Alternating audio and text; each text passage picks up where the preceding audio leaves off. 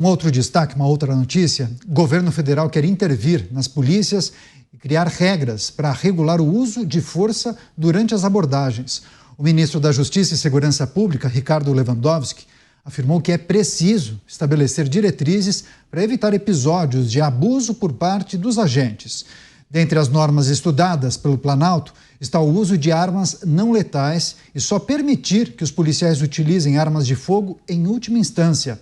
A gestão de Lewandowski à frente da Justiça é marcada por embates entre o governo, que tenta ampliar o controle federal sobre a segurança pública, e os governos estaduais, que reivindicam total autonomia sobre a gestão das polícias.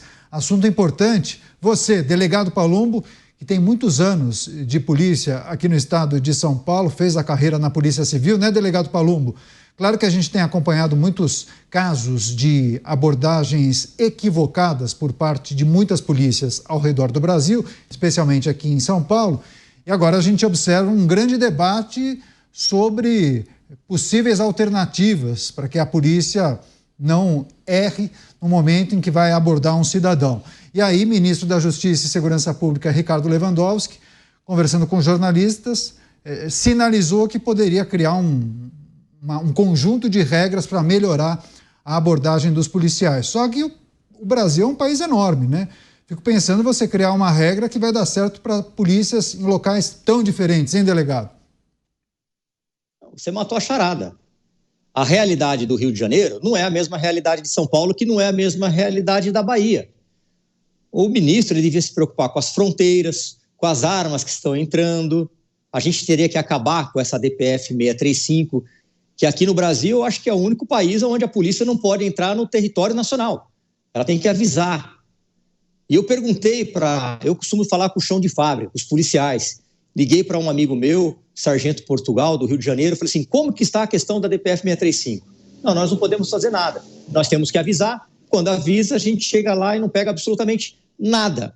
Agora, o ministro da Justiça, com todo o respeito que eu tenho pelo seu cargo, querer falar como o policial vai fazer uma abordagem, o policial que erra, o policial que comete crime, ele tem que ser punido. Aqui nós vimos parte da esquerda querer responsabilizar o secretário e o próprio governador por um policial ter jogado o indivíduo da ponte. Ora, eu sou deputado, se um assessor meu vai lá e dá um tapa na cara de um maconheiro, eu vou ser responsabilizado por isso? Cada um que assuma suas responsabilidades. Esse policial, inclusive, foi preso, foi afastado. Policial que se corrompe é a mesma coisa. Eles não querem, eles querem, na verdade, Caniato e audiência, eles querem dificultar as abordagens. Chegará um dia que esse país aqui, o policial vai ter que servir cafezinho, como já a gente tem visto aí nas audiências de custódia, e um suco de laranja para o preso. O senhor me permite fazer uma abordagem no senhor? Não, não permito. Então eu vou embora, muito obrigado. Não é assim que funciona. Nós temos erros, sim, mas os erros têm que ser punidos. O próprio governador Tarcísio, ele quer punir com rigor esses policiais que acabam indo contra o procedimento. Mas um ministro fazer uma regra geral, eu não saberia atuar no Rio de Janeiro, porque eu sequer sei andar lá. Então, quando você coloca, por exemplo, a Força Nacional, que vem policiais de todo o Brasil e joga no Rio de Janeiro, a população tem a impressão, nossa, agora vai resolver. Não vai resolver absolutamente nada. Quem conhece aquela área é o policial militar daquela área, é o BOP, é o CORE. Não vai ser um mesclado de policiais que veio de toda parte do Brasil que vai ser colocado lá. E o que vai acontecer? Ele não vai saber andar, ele vai entrar no morro, ele vai tomar tiro, ele vai morrer, como já aconteceu.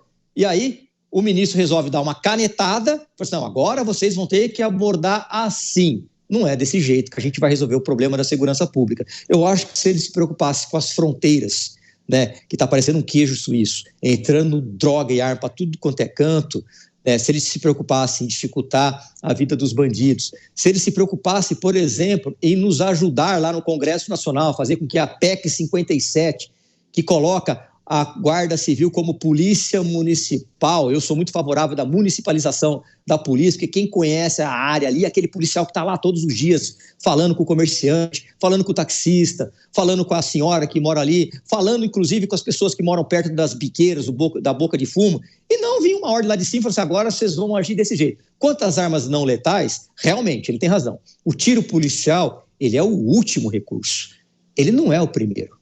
Mas então, ministro, aqui vai uma sugestão muito respeitosa. Vamos dar dinheiro para os estados comprar, por exemplo, a Taser, porque são pouquíssimos policiais que têm o curso de habilitação, você tem que fazer um curso, e são pouquíssimas viaturas que têm essa arma não letal. Delegado, mas rapidamente para as pessoas entenderem quais são essas armas não letais. É o tal do Taser? O que é? O cacetete? Quais são as opções hoje em dia da polícia quando a gente fala de arma não letal? Rapidamente. É o Taser, aquela arma que dá um choque na pessoa, né? Mas você tem que saber manusear aquilo lá. Você não pode simplesmente comprar arma e dar para o policial. Não é assim. E geralmente no curso, inclusive eu já tomei, você toma um tiro para saber como é que é. O gás pimenta.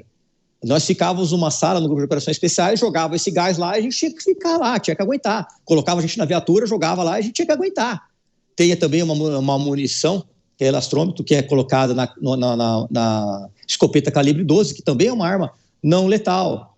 Só que a polícia, por vezes, não oferece nem a munição letal, e aí a gente vai cobrar deste policial. Se não tem um equipamento, a culpa passa a não ser do policial, a culpa passa a ser do governo. Se o governo não oferece um equipamento à altura para o policial, o que ele vai fazer? Ele vai morrer na mão do crime? O policial não é pago para morrer. Né? Muita gente critica, nossa, mas precisava atirar. Quantas vezes já ouvi, Caniato? Por que você não atirou no braço, na perna? A minha vida não é videogame, não vou apertar um botão aqui, vai nascer outro delegado Palumbo. Não é assim que funciona. Você, Cristiano Beraldo, a ideia do governo federal, por meio da pasta da Justiça e Segurança Pública, de criar regras, ou pelo menos orientações, para regular o uso da força durante as abordagens policiais. Seria feita uma espécie de manual para que as polícias de todo o Brasil seguissem essas diretrizes. Qual é a chance de dar certo? É que nesse Brasil utópico de Brasília, Caniato, o que falta em relação à segurança pública, na visão deles, é um manual e limitar o uso de armas em abordagens no Brasil, hein? No Brasil. Então, nesse mundo, nesse Brasil utópico, o que eles vão propor? Que provavelmente vai estar no manual. Olha, os policiais não podem usar armas e os bandidos têm que colocar um adesivo no carro ou no capacete, se tiverem de moto, avisando que eles estão armados. E assim, ninguém puxa a arma, a polícia não vai puxar a arma para ninguém que esteja armado. Então, é uma loucura, né, Caniato? Porque a vida real não passa nem perto desse mundo que só existe em Brasília. Na vida real, o policial está nas ruas de São Paulo fazendo abordagens ao longo do dia para encontrar pessoas armadas e dispostas a atirar. Como atiram e matam policiais sem nós ouvirmos qualquer palavra de solidariedade destes mesmos atores aos policiais e às suas famílias. Então, há um esforço muito grande de colocar a polícia nessa condição de malvada, de ser a polícia o problema. E é impressionante, Caniato, que isso combina com essa loucura de vivermos no Brasil, onde a vida humana não vale absolutamente nada. Mais de 40 mil pessoas assassinadas todos os anos. Assassinatos que, em sua maioria, ficam absolutamente impunes. As pessoas que matam hoje, amanhã estão matando de novo. E dane-se, vida que segue, é uma profissão. Então, quando você tem esse tipo de dinâmica, você quer exigir do policial o quê?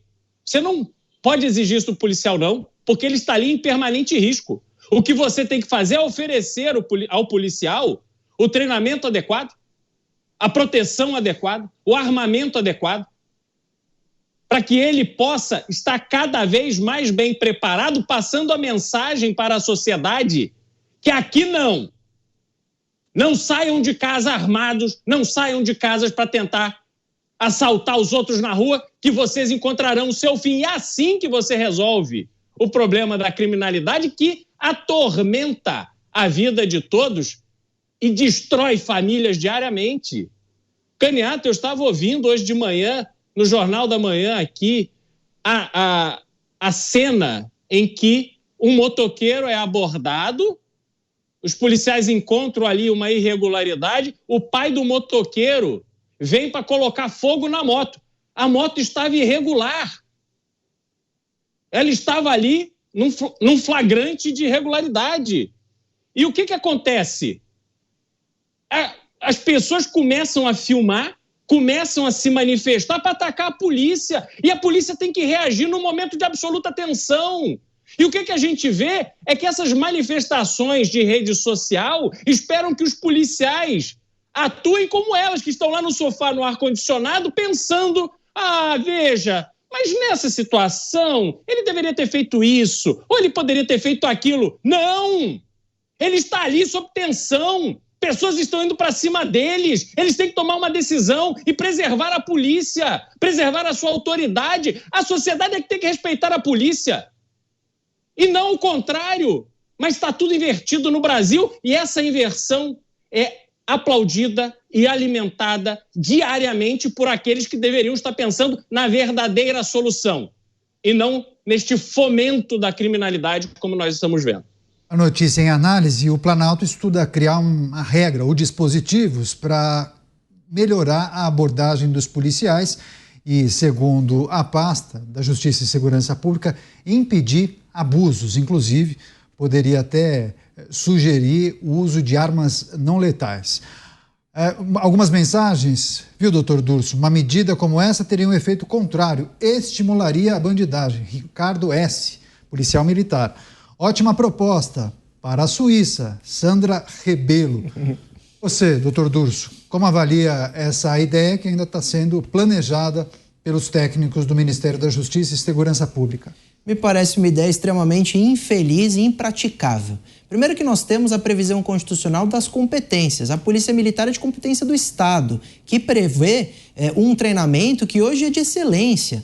Os abusos, os erros acontecem, são excepcionais, mas não é por falta de treinamento, por exemplo, da polícia aqui do estado de São Paulo, que é uma das melhores polícias, quiçá, do mundo. Que, claro, como toda a profissão, tem ali algumas irregularidades que serão analisadas por uma corregedoria também respeitável. Você trazer uma diretriz nacional para enfrentar problemas regionais não funciona. De uma forma ou de outra, como bem disse o delegado Palumbo, você tem que treiná-lo para aquela situação específica daquele estado ou daquele município. É muito diferente você combater a criminalidade no Rio de Janeiro e combater a criminalidade em São Paulo ou alguma cidade do norte, do nordeste. A orientação, claro que deve ser você preservar, cuidar e, de alguma forma, punir com rigor esses excessos, essas maçãs podres que são a exceção, é importante falar. Mas uma diretriz nacional não funciona. Nós teríamos, como bem disse o nosso telespectador, mais problemas, porque você vai engessar polícias de algumas situações que não vão poder reagir. O uso da força, o uso da arma letal, você tem numa situação que, por exemplo, no combate ao crime organizado é necessário. Se um caso ou outro, o indivíduo usou a arma como medida ali que ele entendeu necessária e errou, ele vai ser punido, ainda mais hoje com o controle que nós temos de tecnologia, com câmeras, todo mundo fiscalizando a polícia. Por isso que esses casos estão aparecendo na imprensa. Tem câmera em todo lugar. Só que quantas abordagens acontecem diariamente pela polícia no Brasil e quantas realmente nós temos problemas? O número é ínfimo. E isso não tem que estimular a gente engessar a polícia. A gente, muito pelo contrário, tem que mudar as leis para a polícia ter uma autonomia de poder garantir a sua segurança e dos cidadãos. Hoje o policial precisa primeiro tomar um tiro para depois reagir. Ele tem medo de tomar uma ação um pouco mais robusta porque ele vai imediatamente ser julgado pela sociedade, que na hora que tem problema é o primeiro a procurar a Polícia Militar, a Polícia Civil, a Polícia Federal, mas quando vê um caso excepcional é o primeiro também a julgar aquele agente público que pode ter errado, que pode estar no momento em que ele vai pagar para o resto da vida por aquele equívoco. Mas aí já começam as pressões em cima do secretário, em cima do delegado-geral, do comandante-geral da Polícia Militar, como se em São Paulo nós tivéssemos carta branca para a agressão policial. Isso é uma enorme ilusão, injusta, inclusive porque a nossa polícia trabalha muito bem e, lamentavelmente, essas ideias para engessar a polícia, na verdade, tem, como bem disse o nosso telespectador, um efeito contrário para estimular, infelizmente, a criminalidade que hoje é organizada, poderosa, bilionária e altamente municiada, inclusive por fuzis, revólveres de última geração, que a polícia só consegue combater também com treinamento, investimento e armamento. Agora, delegado Palumbo, tem um tipo de análise que a gente até já fez aqui em outros programas, que aborda naturalmente o desarmamento da população, especialmente quando trata daqueles crimes que são cometidos porque o bandido tem a certeza de que aquele cidadão não tem uma arma de fogo. Por exemplo, ele invade uma casa para roubar aquela casa ou fazer algum tipo de mal para aquela família, porque ele tem quase certeza que não existe uma arma de fogo naquela residência. Se a arma de fogo fosse permitida para o cidadão comum, talvez o bandido não tivesse essa certeza. Então, a incidência desse tipo de crime talvez fosse menor. E aí eu quero puxar o comentário do nosso espectador, né, que a medida teria um efeito contrário, poderia até estimular, né, eles ficariam muito mais à vontade para realizar ações criminosas. Queria ouvir o senhor que por tanto tempo trabalhou na rua, né? Quem vai aplaudir esse tipo de atitude, que eu acho que não vai dar certo, não vai vingar, é o crime. Porque na cabeça desses especialistas de segurança de sofá, que nunca entraram num ambiente hostil, diga-se de passagem, não sabe o que é um ambiente hostil, não sabe o que é um banco de viatura, não sabe o que é você receber tiro. Na cabeça deles, vamos comprar armas não letais. E que o policial, a partir do momento que ele tem uma taser, por exemplo, ele vai abordar alguém com o taser na mão. Não é assim. O policial vai continuar abordando com a pistola, com o fuzil ali pronto para que uma eventual troca de tiro. Mas eles, no mundo maravilhoso de Bob, eles ficam ali imaginando que isso aqui seria como se a gente estivesse na Suíça ou num país tranquilo. Não é assim que funciona. Quanto ao seu comentário, Caniato, é só a gente parar e fazer aquela comparação. Na minha casa tem armas, tem fuzil. Na casa do Beraldo e do Dr. Durso não tem armas e não tem fuzil. Nós moramos um ao lado do outro. Qual casa o ladrão vai escolher para entrar?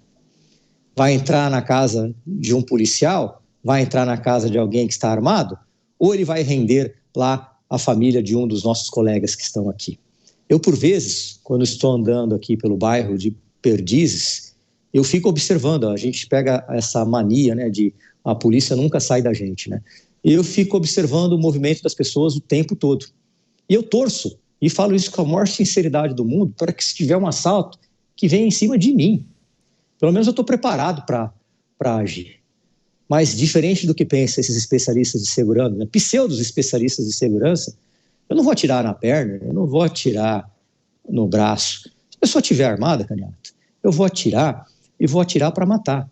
Muitos questionaram o policial que deu 12 tiros. Uma vez eu fui indagado no fórum. Por que vocês deram 10 tiros? Simples, porque o bandido armado não caiu. Foi cair no 10º tiro. E um bandido armado que continua com a arma na mão, correndo, mesmo com vários tiros, ele oferece um risco. Questionaram também aquele caso do serial killer do estado de Goiás, onde deram dezenas de tiros. Ora, se você vai fazer uma incursão atrás de um matador, de um serial killer, tem 200 policiais. Se cada um, no momento da troca de tiro, der 2 tiros, são 400 tiros. E isso não é abuso. Mas é muito difícil, Caniato e audiência, você colocar isso na cabeça de uma pessoa que não tem a mínima noção do que é uma troca de tiro. A primeira coisa que o policial pensa numa troca de tiro é aonde eu vou me abrigar. Depois você olha todo o ambiente em volta e fala assim, eu não posso acertar um inocente. Eu já deixei de atirar várias vezes. O tiro policial realmente é o último recurso, porque eu poderia errar, matar um inocente, e eu, sinceramente, eu não conseguiria viver com um erro absurdo desse. Eu não admitiria cometer um erro absurdo desse. Então, eu preferi não atirar. Mas o bandido, e todos nós sabemos disso, se ele tiver que descarregar uma pistola em cima de alguém, como já aconteceu comigo, teve um bandido que descarregou literalmente a pistola em cima de mim. Graças a Deus, a Nossa Senhora não pegou nenhum tiro em mim, mas poderia estar morto uma hora dessa. Ele não estava nem aí, foi num ambiente extremamente movimentado, com dezenas de pessoas. Só por um milagre não morreu ninguém.